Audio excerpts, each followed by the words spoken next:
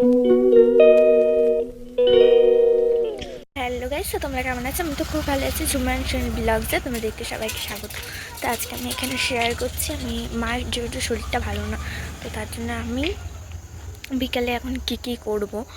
আর আমাদের পাশে একটা খেজুর গাছ আছে, তো সেই খেজুর গাছটা কাটা হয়েছে, তো তার রসের ভিডিও আপনাদের একদিন দেব। তো চলো দেখে নিই খেজুর গাছটা কোথায় আর কীভাবে কাটা হয়েছে। চলো। তো এই যে খেজুর গাছটা, এই খেজুর গাছটা আরও ওই বাড়িতে অনেক খেজুর গাছ, খেজুর অনেক অনেক অনেক খেজুর গাছ আছে, মোটামুটি 5টা থেকে 6টা তো হবেই। যাই হোক, ওইখানে আমি মানে এখন পাঁচিল টপকে তারপরে যেতে হবে ওইখানে।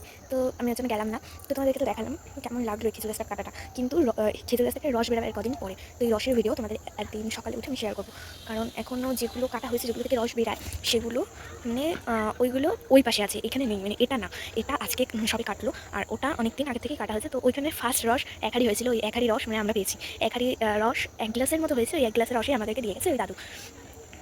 তো এই যে পুরো এখানে এত খেজুর গাছ না, কী বলবো। কিন্তু আমরা কোনোদিনও রস খাইনি। আগে যেহেতু বেলঘড়িয়া থাকতাম, ওই বেলঘড়িয়া কোনোদিন আমরা রস খাইনি। এইখানে এসে ফার্স্ট রস খেলাম, কিন্তু রস যারা যারা খেয়েছে তো তারাই জানবে রস এলো। দেখা যাক। আর ওই যে আমার পেছনে খেজুর গাছটা, চলো দেখা যাক। তো এই যে এখন আমি ঘর চলে গেছি।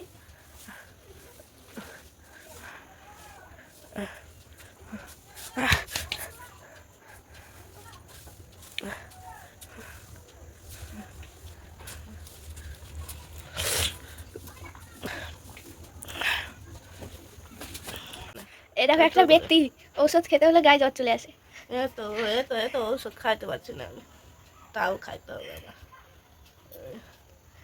জানি না ঠান্ডায় এত ধরছে আমাকে, বলা যায় না, কথা বলতে পারছি না, বিছাতে উঠতে পারছি না।